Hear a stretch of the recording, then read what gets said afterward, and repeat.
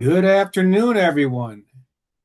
We will begin shortly as people come into the room. Welcome, everyone, to today's webinar. We're really excited to have a great topic and great presenter, and we'll get started shortly.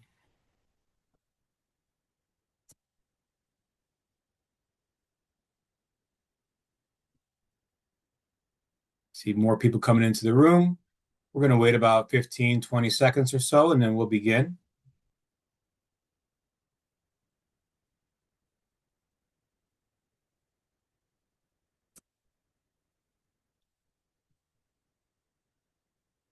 All right, let's begin. Well, good afternoon, everyone. Welcome to the Indiana Youth Institute's webinar, Preparing Indiana Youth for High Demand Careers. My name is Nathan Four. I serve as the Program Officer at IYI's College and Career Initiatives. We're really glad that you're with us today. It's an honor to connect with Indiana's youth serving professionals who continue to show up, stay committed, and put the needs of young people at the center of their work. For those who are not familiar with IYI, our mission is to improve the lives of all Indiana children by strengthening and connecting the people, organizations, and communities that are focused on kids and youth.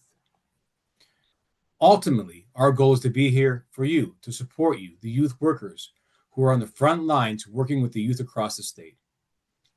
Before we begin, I'd like to share a few pointers that will help you engage in today's webinar. For any technical support issues, use the chat feature to send a message to Tanner Pickett, IYI's College and Career Program Manager. He's behind the scenes to assist you. Use this feature to converse with the group as well. We will send out a PDF of the slides to all the participants after today's webinar. We encourage you to ask questions, so please use the Q&A feature for any you may have, and we will get to as many as possible.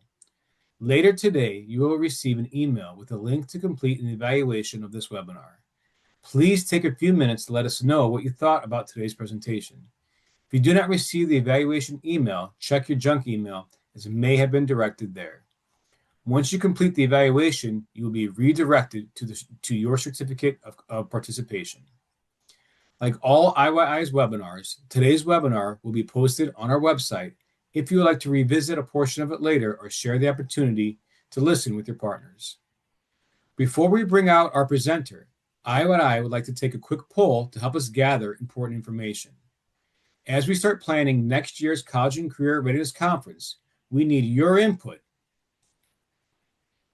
on the best timing of the event. Please take a moment to respond to the poll that is now active. And we'll give it about 20 seconds or so. We see answers already starting to filter in.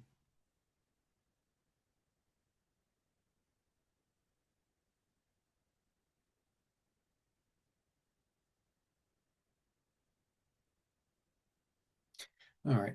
You can still work on that poll, and we'll pull it down shortly. As our economy evolves and new sectors grow, young people need more than the diploma. They need clarity, direction, and a real opportunity. When we, as youth-serving professionals, stay connected to current and emerging workforce trends, we're better equipped to guide students towards pathways that aren't just jobs, but sustainable, fulfilling careers.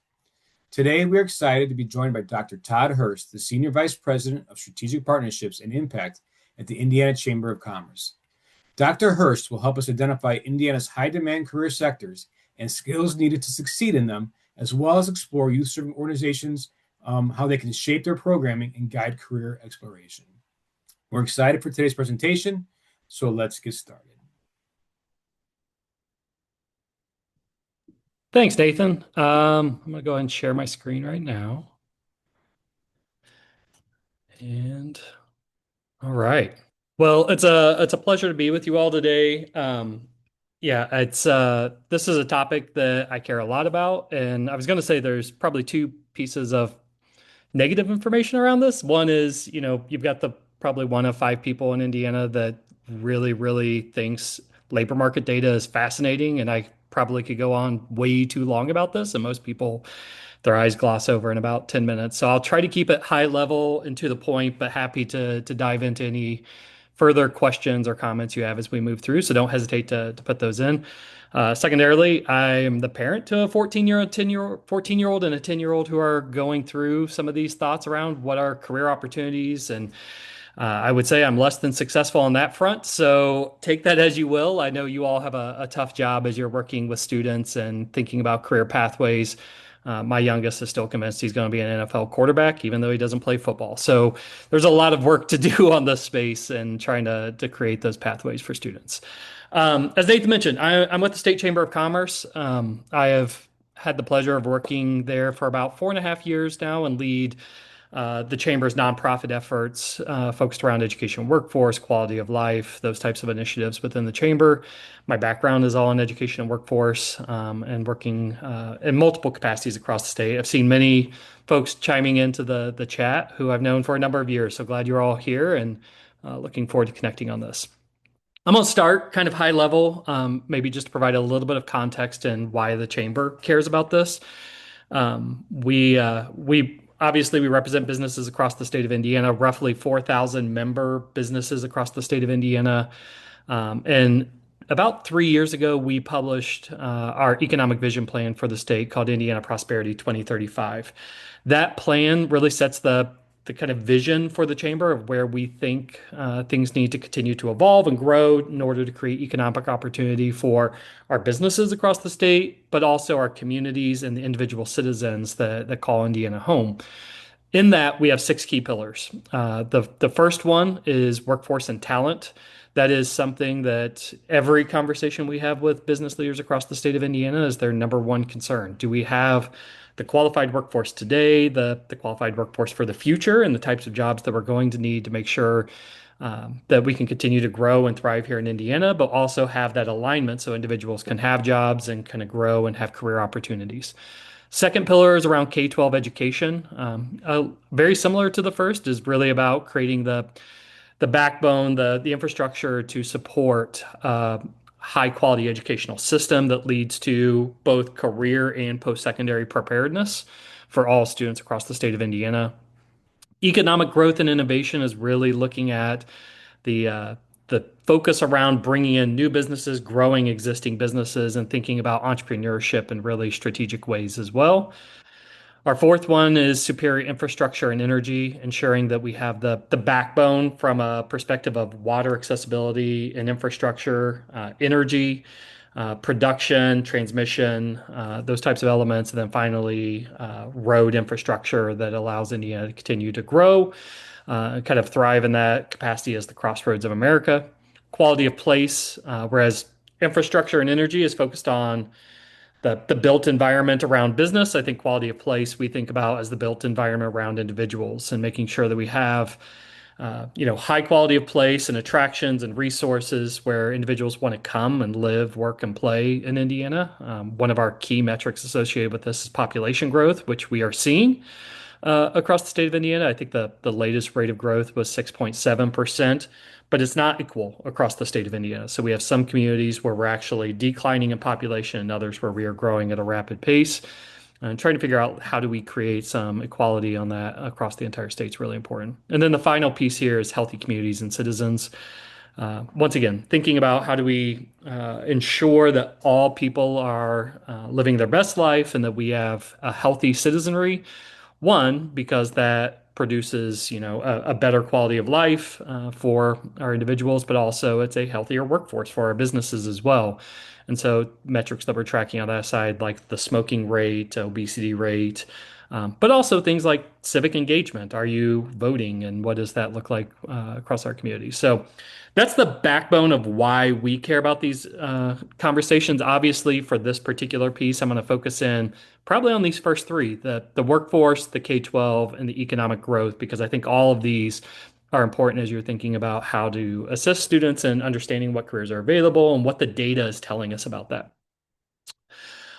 So I'll skip past this as well. So in initially talking about this with Nathan and team, what really I was charged with was thinking about, as we consider in-demand jobs across the state of Indiana, three broad questions. And that's really going to frame what I intend to share today. One is, what does the data tell us? in Indiana? Where are jobs going? How do we measure that? What's effectively telling us the right data? Two, what is the data not telling us, which I think is almost as important as the first. And then finally, what is the role for youth serving organizations in light of this information, and where do you plug in really strategic ways? So, with that, I'm going to dive right in. So, because I'm a happy, cheery person on most days, I'm going to start with the challenges. That's kind of where I tend to focus. So, um, sorry. Okay. So, when you think about labor market data, it is a confusing landscape. There's a lot of different terminologies and resources that exist out there.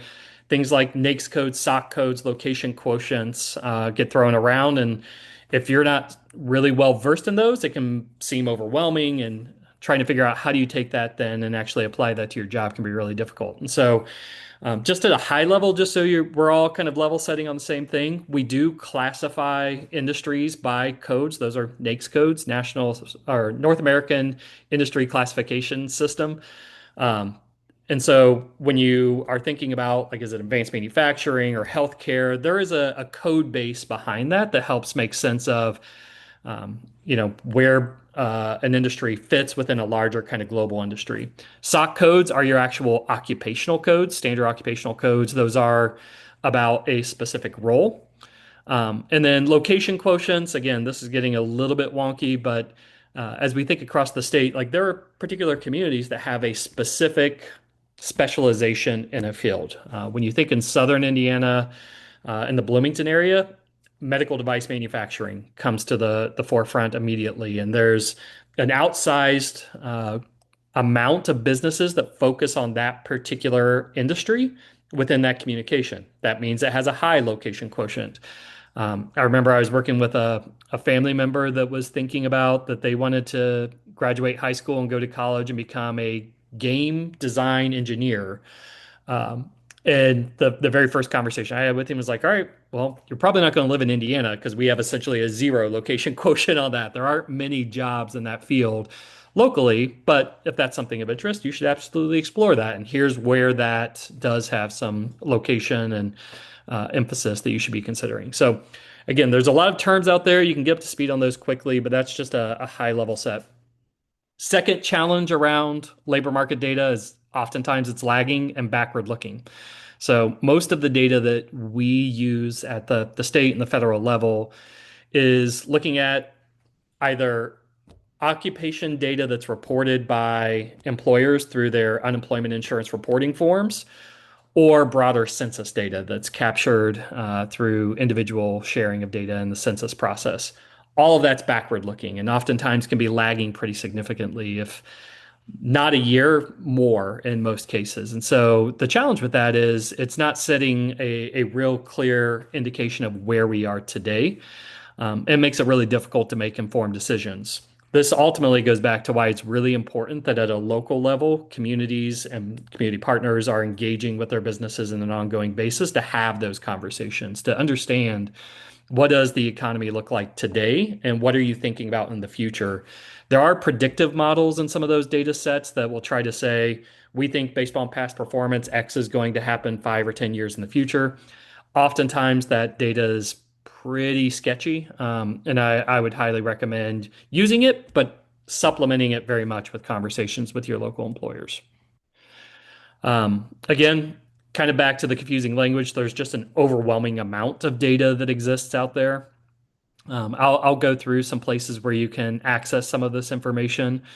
But yeah, trying to figure out what's worthwhile, what's not worthwhile, how do you access it, and keeping the data somewhat similar and using common data sets is really important as well.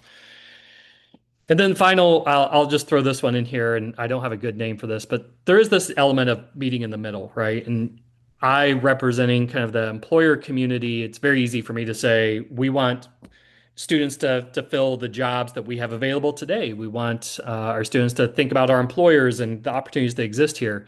But there's also the individual side on the student side of the equation too, and ensuring that you have a choice in what you want to go out and do, and we will support students if they want to go out and, like myself, get a degree in the liberal arts that may not necessarily align directly with a career that is growing within our community. There's a need for that as well. So, how do you enable that individual drive with the interest and the opportunity that exists more broadly? So, that being said, I'm going to share a little bit more just to give you an example of what some of this data looks like. So, we're actually really fortunate. The state has redone some of our data infrastructure out of Department of Workforce Development. We used to have what were called next level jobs. Those were, it was a program that used a pretty complicated methodology to determine what were the highest important jobs across the state of Indiana. It was called the flames methodology. So if you've worked with this in the past, you know, you had a one, two, three, four flame. I think there may have been a five flame occupation as well. Uh, Even when we would talk to the Department of Workforce Development and try to understand like how did that number come around, it was difficult and there wasn't a whole lot of clarity in the background of what made that. And then what you wound up seeing was a lot of jobs that have a lot of postings bubble up to the top, but they may not necessarily be the right fit for growing our economy. So within the last 6 months, the state has redone all of this, and you can go to topjobs.dwd.in.gov and really play around with this functionality. But it is a new system with a new methodology in order to bring some of those top jobs to the forefront. And you'll see across the top here, there are several indicators and metrics that, as you're thinking about working with students, working with your community, are pretty important to you. So, a sense of what is overall employment, what are the average earnings for those jobs? So, again, these are occupational, these aren't industries, but what are the average earnings? What's the demand score? And so this is an analysis of the amount of job postings on a monthly basis and a yearly basis to understand, is this an occupation that is frequently needing filled, or is there saturation there? Retention score, essentially, once you get into this role, how long do you stay in that role? Is there a ton of churn that exists within that role? Growth score, really looking at once you're there, is there opportunity for growth, and do your wages continue to increase once you're in that role, or is it pretty stagnant? And then finally, the earning score, which is kind of back to that last metric. What is the baseline earnings for that role? And that typically has kind of a threshold that needs to be eclipsed. And then over to the right, you'll see the top jobs rating. So I will highlight like those three other metrics, the retention score, growth score, earnings score, those are all new metrics that really look at each occupation a little bit differently, and are ensuring, I think, in many ways, that the students who are exploring these potential occupations are being set up for future success. It's not just a job that's in need today that has a high wage today, but really thinking about where that student will go long term, which I think is a positive development from the state's perspective. On this page, you can do a couple different things. One is you can limit it down by county. I didn't include that in here, but you can go up there and delimit it by county. You can delimit by region. Over to the left, you'll see the select region. Those are the uh, economic growth regions across the state of Indiana. Is that right? Yeah, roughly. Economic growth regions across the state of Indiana. Um, or you could also um, prioritize each one of these metrics and kind of have them in a top-down list. So you'll see this first one that I have here. I actually clicked on the demand score, so those with the highest demand popped up to the top. You'll see it's retail salesperson. On the previous one of the highest ranked overall was medical and health services manager. Its demand score was 76. Retail salesperson's demand score is 93. But when you start digging into some of those other metrics, that's where it begins to lower down on the overall top job rating. So average earnings 34,000, retention score 42, growth score 41, earning score 9. That means that's a job that's in high demand. It has a ton of churn currently. There are a lot of job postings for retail salespersons. It's a need. However, as a career option, it's not necessarily ranking the highest, and that's something that as a state, that as they utilize this data, that's going to inform how the state decides to utilize dollars to incentivize training or to align programming in strategic ways. So, um, one other thing I will share on this particular slide is you'll see kind of at the bottom here. Actually, let me go back one more, maybe if I can. Uh, Actually, it's not showing up there. So overall, when you look at total annual occupation openings that we have across the state, or actually this is monthly openings, we have roughly 84,000 job openings across the state of Indiana at any given point. And so figuring out how these rank out and where they align with one another is really important. The other thing I'll share that you can do here as well that I think is really worthwhile is you can dig into that retail sales position a little bit more in depth. So you'll see up there at the top, it tells you what is that role and kind of the occupations or the industries that they exist within: furniture, motor vehicles, appliances, consumers. And then you'll also see the SOC code. If you'll remember right, we at the very beginning we said SOC codes are the industry classifications. This will tell you specifically what that SOC code is for that position. And then it'll give you more kind of detailed information with some charts around those indicators, including like stability, transferability, upward mobility, skill change, um, job requirements. So this particular job, 83% of those functions require only a high school degree or less. Some require an associate's degree, so you'll be able to see what is the preparation needed for those occupations. Todd, a quick Yep. question. Could that Yep. information be disaggregated by county or by region? It can, yeah. So I because I took screenshots, I can't really show it here, but up on the top of this page, there is a way to disaggregate by county and by MSA. So you can look at Metropolitan Statistical Community on that. And like I said, over at the left, you can disaggregate by region too. Any other questions?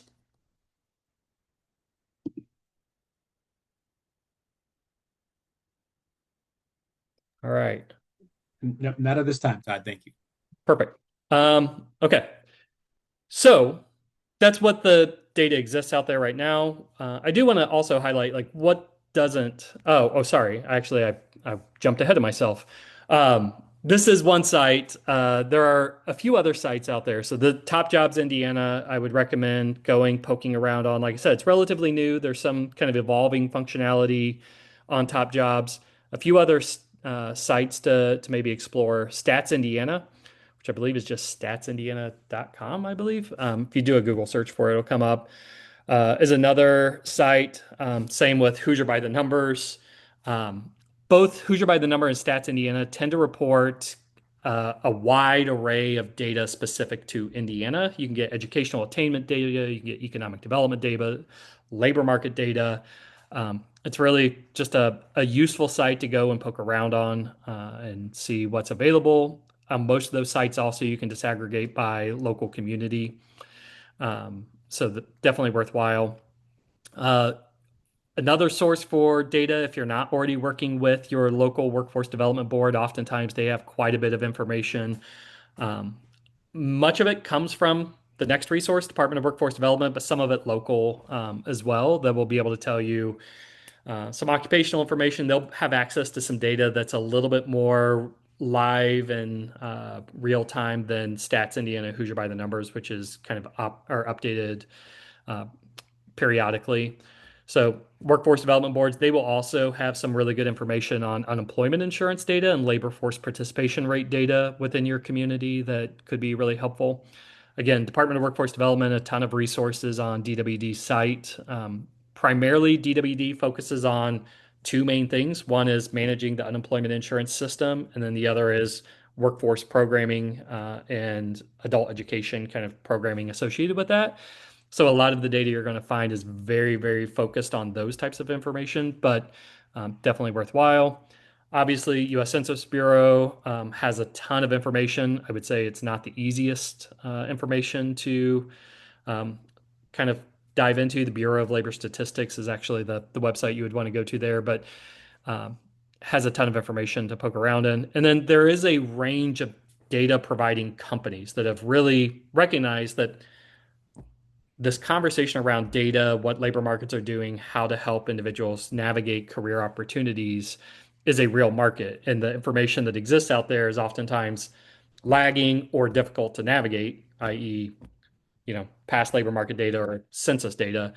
And so there are companies like Lightcash, Chimera, there are a few others that have really emerged over the course of the last decade or so that really aggregate a lot of the existing data sets. They'll pull all of the data reports coming out of the Bureau of Labor Statistics and various other kind of local or state data sets. They'll also have web crawlers that are going out searching job postings, those types of stuff. And then they package that in a way that's easy and consumable to the average person. Lightcast is, as it's misspelled there, should be light, Light, cast, is the most readily used one, I think, across the state of Indiana. It is rather expensive. You have to have a yearly, I think in some cases you can have a monthly subscription, but oftentimes your partners locally may have a subscription as well. But it will easily be able to bring together multiple data sets and give you a better picture of what's happening within your community. So definitely worthwhile and valuable if you have interest in that. Um, all right, I'll pause there in case there are any other questions. Nathan, team, anything popping up? Nothing yet, Todd. Perfect. Okay. All right. Now I will go into what does the data not tell us? So I think it's really important just to keep this in mind that labor market data is oftentimes not predictive. It is backward looking. What it's not picking up are a few things like economic shifts. We've seen pretty dramatically over the course of the last couple of years some pretty significant shifts in, where different industries are going based upon things like tariffs, but also investments in emerging markets in really strategic ways. So that is very difficult for if you're just looking at labor market data, if you're just going to Stats Indiana, it's not going to be reflective of all that information. I think specifically around things like the work that's happening in microchip manufacturing. That's a huge emerging technology, kind of that next point, but an economic opportunity for the state that's not going to show any real job density or economic outcomes for the state historically. That you're going to have more conversations. You're going to have more kind of strategic planning opportunities with local partners and state partners to understand what are those emerging economic opportunities for the state. The third one I'll highlight here is strategic investments, and this one gets a little bit interesting because I mean, if you look at again, I'm using the old methodology because some of this is kind of in flux, but the old next level jobs methodology, when we prioritized the industries associated with that, it was advanced manufacturing, building and construction, health and life sciences, IT and business services, and transportation and logistics. Those were the ones that had the highest growth, the most opportunity for the state historically, and where the state was investing dollars from a training and development perspective to ensure we had the workforce aligned to fill those roles. That's very much on the talent and training side. When you look on the economic development side, where the Indiana Economic Development Corporation was investing dollars in tax credits and development opportunities, there's some overlap. You'll see life sciences and advanced manufacturing exist in both of those. But then you get into things like ag biosciences, the defense sector, microelectronics, and EV innovation. Those last three in particular. Ag biosciences has some development already here in Indiana, but defense is a growing market with a growing opportunity for the state of Indiana. It's tough to disaggregate that data historically, so it hasn't really shown up in our workforce data in a real meaningful way. Microelectronics and EV innovation hasn't really been a focus for the state historically. It's an emerging technology. And so trying to figure out, how do you think about those strategic investments of where the state wants to go and what kind of opportunities are going to come along with that will be opportunities for students. That's a little bit difficult to get into, and having conversations with your local economic development, your workforce development board, your regional economic development entities is really important to gather some of those insights. Yeah, so another thing that the data doesn't tell us that I think is becoming more and more important in this education and training space is skills are emerging as a critical indicator for workforce preparation, but oftentimes lack structure, right? And so the more we engage with employers across the state and talk about education workforce alignment, it's not so much just we need X degrees. Employers are speaking more and more about the specific skills that they need. We at the Chamber are actually doing quite a bit of work around skills-based hiring practices to help employers think about job postings and talent development internally in really strategic ways that focus on skill development. But I will say one concern I have is that there is no infrastructure around what do we mean by certain skills. And so we can name a skill, but there's no consistency for how we're measuring the effective acquisition of that skill and the application of that skill across the board. And so until we figure that out, I think this is still going to be a murky space, but skills are for sure coming to the forefront, and I think are going to be more and more important moving forward. And actually, the state is doing quite a bit of work around this as well and trying to create prior learning credits and those types of things based around skills that are aligned to credits and degrees and credentials that are currently in place. Um, the third thing that's really important that I think we need to really focus on is this whole career advising infrastructure. And so I know many of you are operating in this space. There's been some grants that have come from the state in recent years, really focused on career advising. I think from our perspective at the chamber, we've had multiple conversations with folks in the legislature, with folks in state agencies about the fact that we need some ongoing professionalization around this career advising and trying to figure out what is best practice, what are the metrics that we're tracking to make sure that every student has access to high quality career advising and has that opportunity either within a school or through an intermediary that's working locally to deliver that. Second piece of that, though, that trust piece is critical, right? I think um, we have in the past done quite a bit of work at the chamber looking at student to counselor ratios and realizing that there's not enough time for every staff member within a school to work with every single student. And there has to be that trust developed to understand from a student perspective, I'm helping you think about your career opportunities in a way that's really grounded in what your goals are, but also what the opportunities that exist are long term. And that takes more of an ongoing relationship rather than a one time, 1 year engagement, which I worry sometimes is happening across the state of Indiana.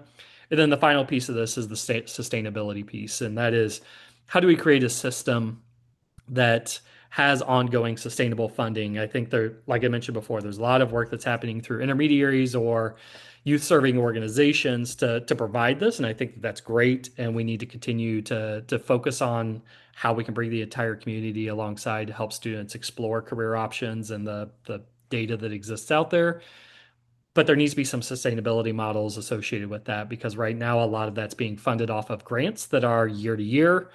And that's really difficult to create a system that is thriving and can continue to grow moving forward. And then this last piece is just the accessibility to information. Like I said, there are free resources out there. It's a lot of information. It's very difficult to figure out how to navigate that.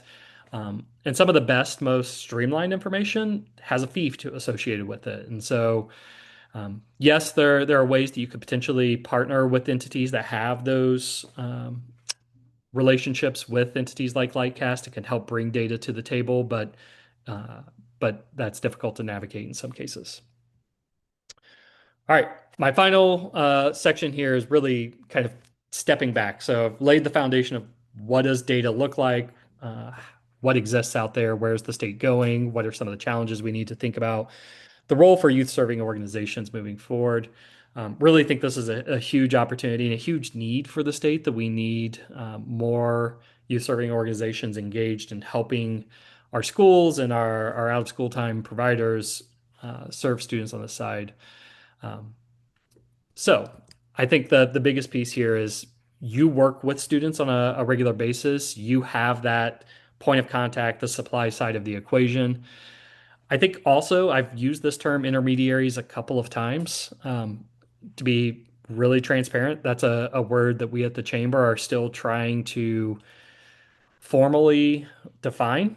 I think intermediary means a lot of things to a lot of different folks. At the end of the day, where we see intermediary, it's a functionality between either students and employers or organizations like schools and employers, but helping to bridge that gap in a really meaningful way.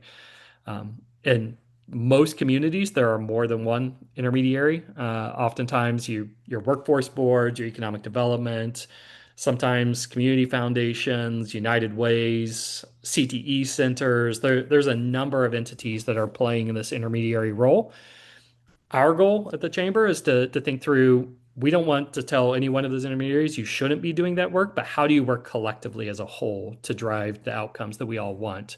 What we hear back from our employers is that they are inundated with questions from their communities on an ongoing basis, whether it's, you know, five different schools approaching them about work-based learning or wanting to be on a career panel or what have you, right? And so, how do you bring a little bit more coordination into that local community and working collectively with those intermediaries, I think is really going to be important to move things forward. Again, kind of listed off some of these, the nonprofit sector, your workforce board, your local chambers of commerce too. I shouldn't have, but I left those out on accident. And then my other kind of recommendation for the youth serving side of this is lean into the student preparation side of this equation. There are a lot of folks engaging with employers across the state of Indiana.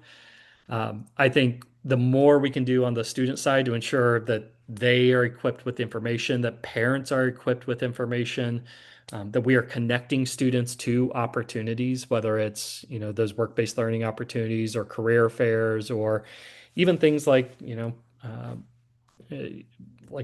simulated environments of, you know, I can't think of the actual name of the entity, but there's programs that have simulated environments of like how to manage money and run a business and those types of things. I think those types of elements are really critical, and are a great role for youth serving organizations across the state.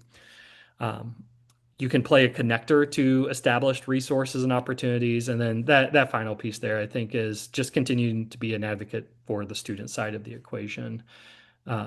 I think, the more we can hear what the needs are from the student side, the better.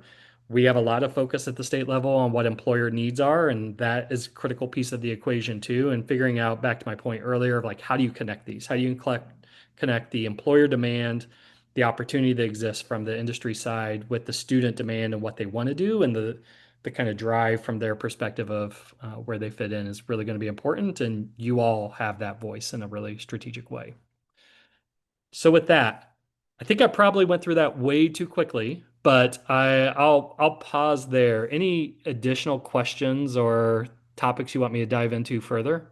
Sure, Todd. We just had a question pop up about where are the best sites to go to for job postings?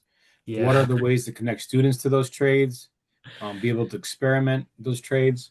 Yeah, that's a complicated topic. So I would say there is no single site for going and finding the job postings.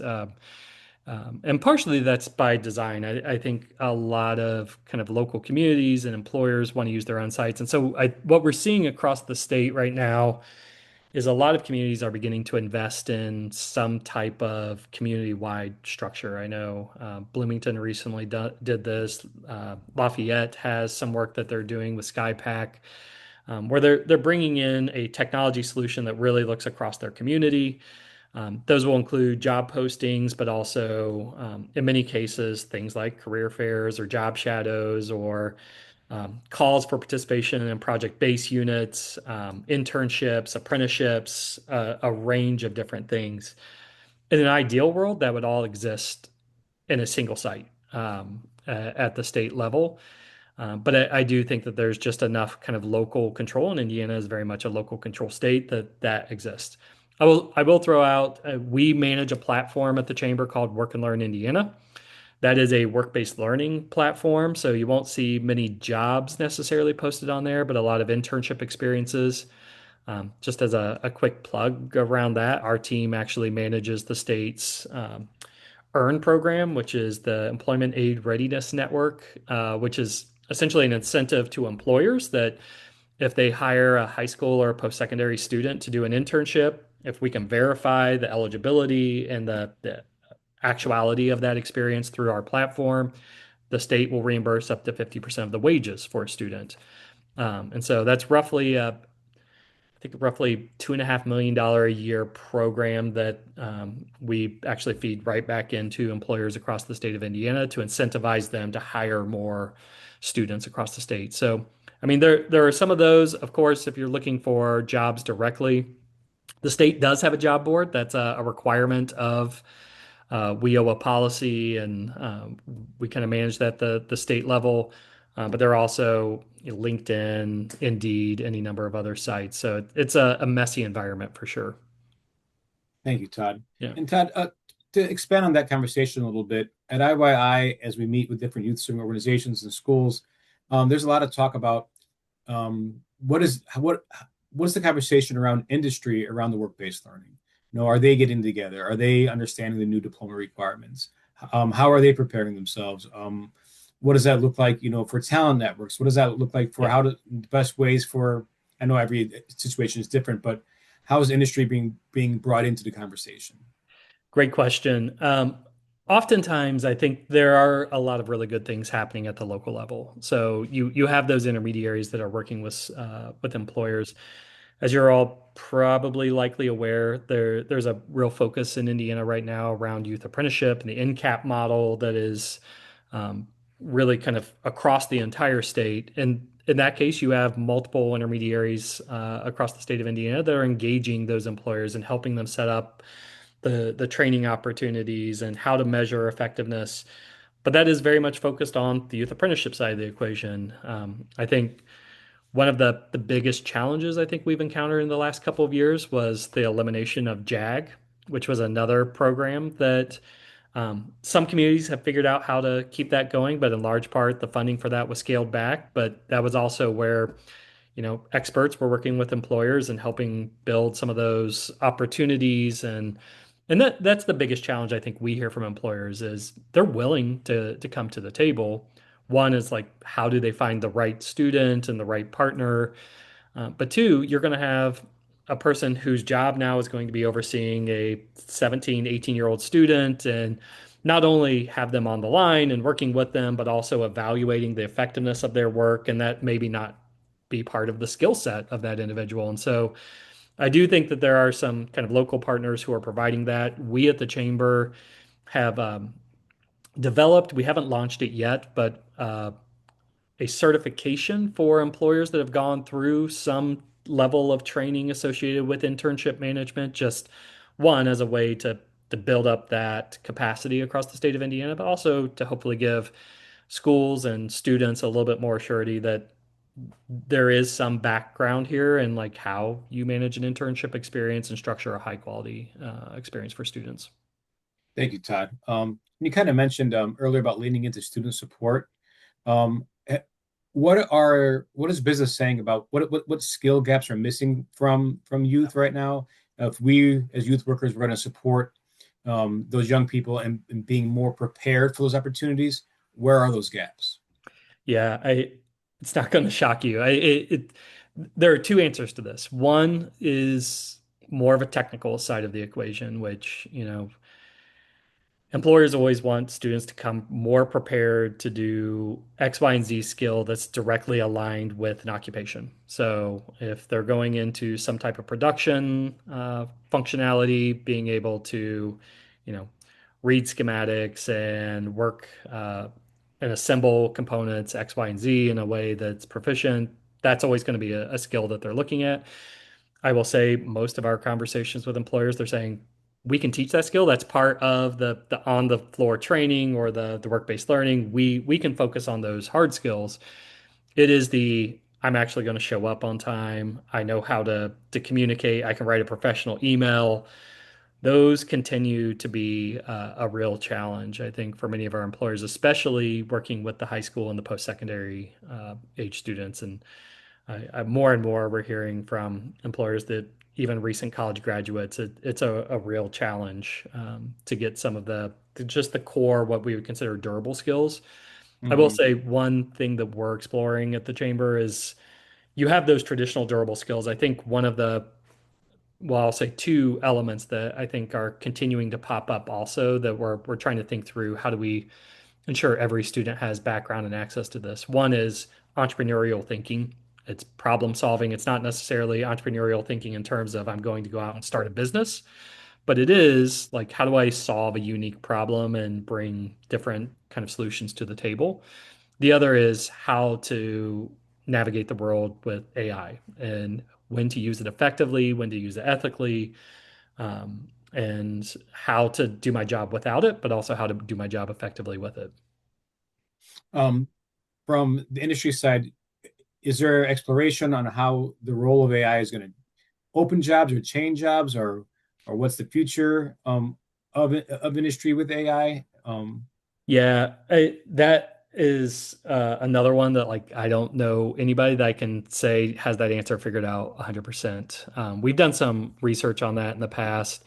I would say that the piece that we keep coming back to is uh, all jobs will be impacted in some capacity. The way that the job is done or how kind of functions manifest will likely touch every role in some capacity. The ones that are going to be the most affected are the lowest skilled and the most the lowest credential requirements associated with them, which oftentimes are also going to be our most at-risk individuals that don't have the credentials or the degrees or the skills to navigate to a new role. And so figuring out, I have a colleague that's given a lot of thought to when you look at Indiana in particular, we weren't strategically well positioned as manufacturing jobs left Indiana in the 90s and early 2000s. And that left a lot of people kind of navigating a really complex world of what happens next and increased utilization of social services, right? And if we don't give some real strategic forethought to what we do in terms of AI, we could find ourselves back in a very similar position.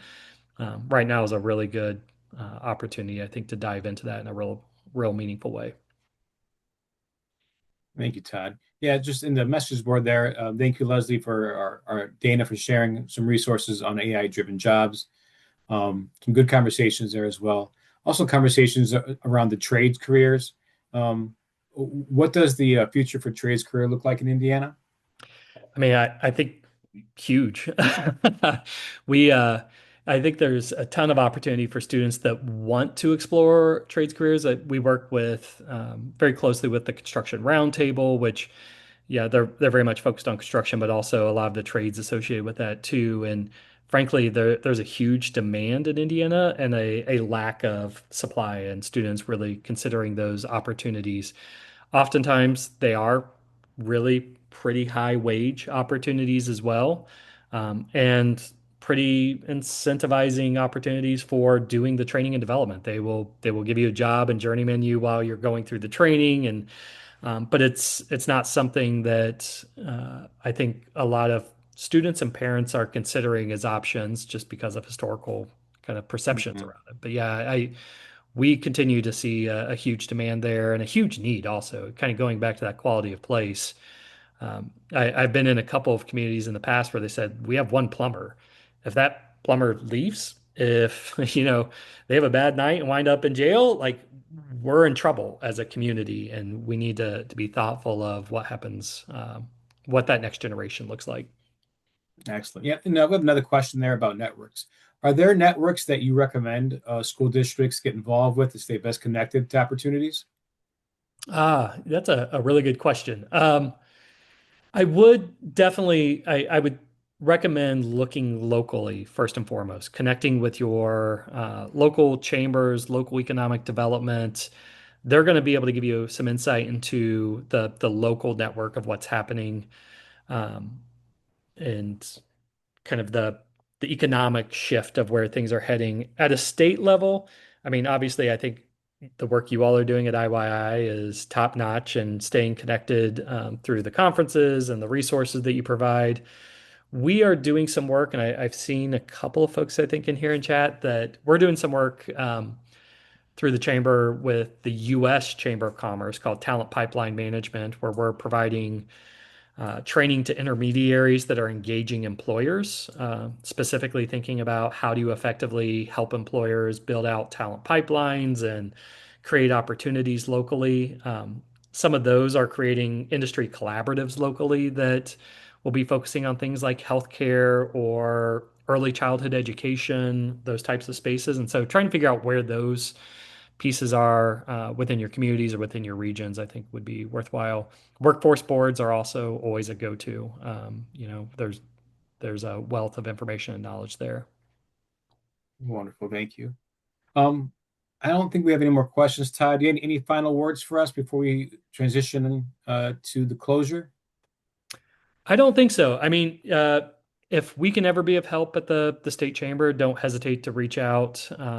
Like I said, we're very much focused on how do we make Indiana a better place to live, work, and play. And I think the more we connect with those of you who are engaging with students and also really holding up some of those goals that we have as a state, which I think you all are helping enable, is great for everyone. So, yeah, thank you for the opportunity and happy to be a resource Yeah. moving forward. Todd, can we share your contact information with Oh, sure. everyone? I'll put it in here. Yeah. All right. Thank you very much. There you go. All right. Now,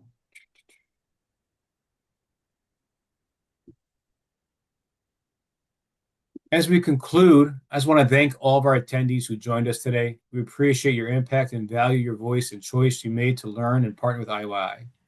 Later today, you will receive an email with a link to complete the evaluation of this webinar. Please take a few minutes to let us know your thoughts about today's presentation. If you don't receive the evaluation, please check your junk mail as it may have been directed there. Once you complete the evaluation, you will be redirected to your certificate of completion. I do want to promote IYI's College and Career Connect events. These events happen around the state of Indiana. We'll be conducting them through the next year, and we'll be in every corner of the state. On December 3rd and December 4th, we'll be in Allen County and Cass County, respectively. These are conversations around local post-secondary ecosystems. What are the strengths? What are opportunities? What are threats? We're trying to get a better picture across the state about college and career readiness, post-secondary readiness, to help prepare or draw some conclusions for our state level as well as local levels, make sure we're providing the best opportunities for growth and support for youth workers. So if you're in those areas, when you get the copy of this presentation, please check those links for those College and Career Connects. You can also find those links on IYI's events homepage. They'll be there as well. And we'll be around the state within the next year to everyone's part. So we'll love to have you part of that conversation.